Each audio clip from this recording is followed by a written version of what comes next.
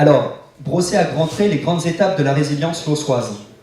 D'abord, dans les années 80, on démarre par un processus culturel. Ça peut sembler bizarre parce qu'en temps de crise, généralement, la culture, c'est la dernière roue du carrosse. C'est ce qu'on va raboter en termes de budget, c'est ce qui fait le moins de sens parce que ce qui compte avant tout, c'est l'industrie, c'est l'économique. À Los Angeles, comme de toute façon l'économique et l'industrie avaient complètement disparu, ben finalement, le dernier filet de sécurité sociale qui restait, c'était le filet culturel. C'était ce sur quoi les Lossois étaient encore capables de se rassembler pour pouvoir imaginer, continuer à travailler en direction de l'avenir.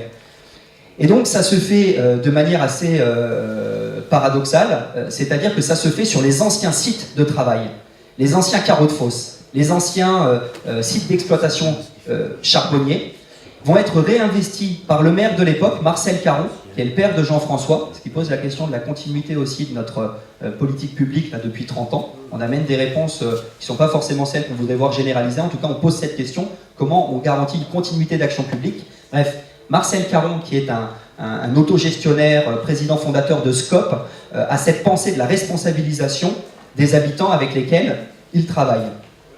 Et donc, il va organiser un festival qui s'appelle les Goéliades. Ça peut paraître anecdotique, mais en fait, c'était fondamental. C'était un festival dans lequel on créait des espaces d'implication des Lossois pour exprimer ce qu'ils avaient envie de dire. C'est assez rare encore aujourd'hui d'avoir des espaces d'expression de soi-même, de pouvoir valoriser ce qu'on porte au fond de ses tripes, la douleur qu'on peut avoir de lâcher un certain mode de vie, et puis du coup, les craintes, les angoisses, voire le désir et l'énergie qu'on peut avoir à essayer d'inventer quelque chose de nouveau. Les Goéliades, c'est fait pour ça. Et à titre d'exemple, on met en place des spectacles participatifs du théâtre narratif. C'est-à-dire qu'on fait jouer par les anciens mineurs, sur scène, leur rôle de mineurs, ce qui permet juste de créer les conditions d'une catharsis, c'est faire le deuil de l'ancien modèle, et c'est d'être en mesure d'être reconnu pour ce qu'on est, c'est-à-dire certes des gueules noires, mais pas des gueules cassées, et en capacité d'imaginer autre chose. Ça dure depuis 30 ans, c'est pour ça qu'on parle de 30 ans de résilience territoriale. Depuis 1984, les Goéliades, chaque année, permettent d'avoir des espaces d'implication et d'expression culturelle. Dans les années 90, on passe des habitants acteurs, au sens culturel du terme, à des habitants acteurs du projet de ville. On a une opportunité, c'est la redéfinition du plan d'occupation des sols, ce qui précède les fameux PLU, les plans locaux d'urbanisme. On va s'en saisir comme une opportunité pour le travailler en participatif. Et donc, pendant 5 ans, il va y avoir un processus qui permet de créer à nouveau des espaces d'implication des Lossois, non plus sur du théâtre ou de la culture, mais sur concrètement quels sont leurs besoins, quelles sont leurs attentes par rapport à un projet de ville.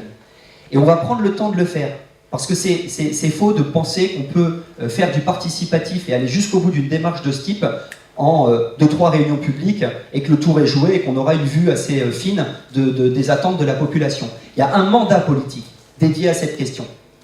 Alors ça se fait dans un contexte qui est particulier, celui de Los Angeles, où il y a une certaine assise électorale et peut-être moins d'enjeux de concurrence électoraux qui font qu'on peut peut-être poser un cadre de participation comme celui-là.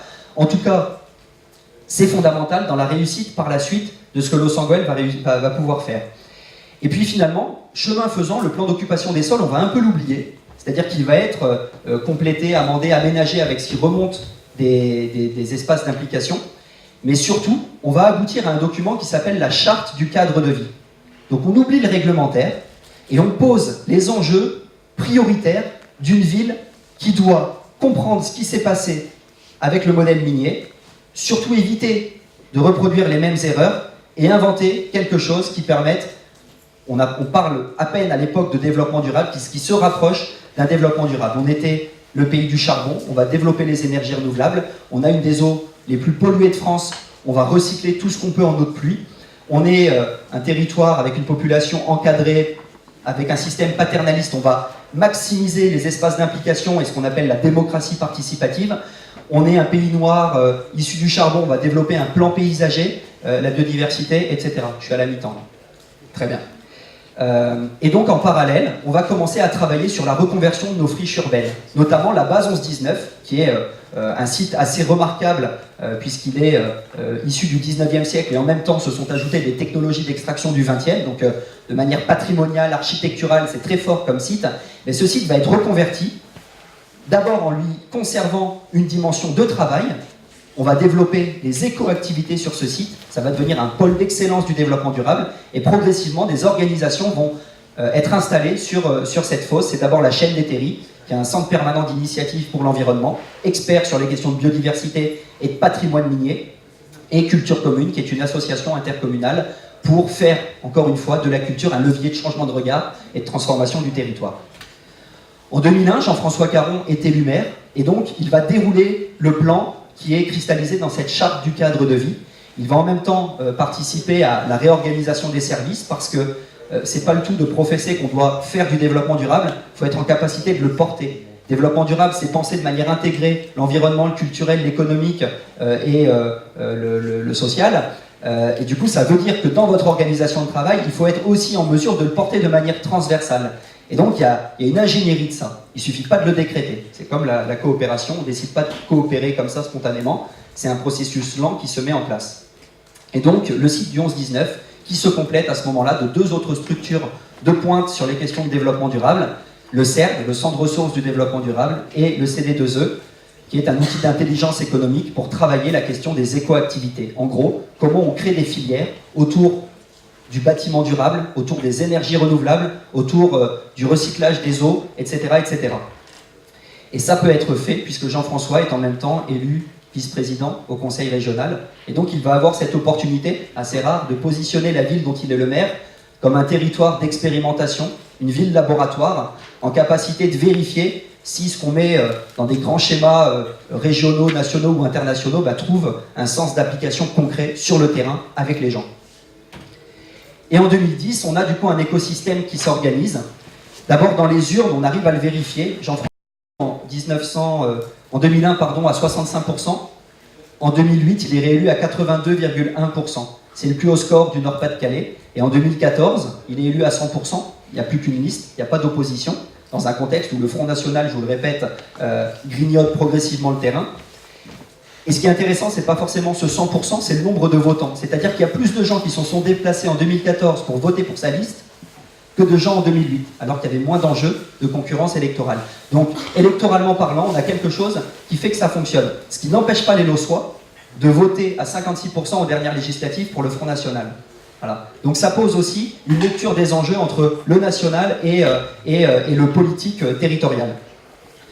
On constitue un comité scientifique pour analyser et nous aider dans ce qu'on porte, constitué de divers experts, je n'ai pas le temps de développer, et puis on sort toute une série de projets. Bon.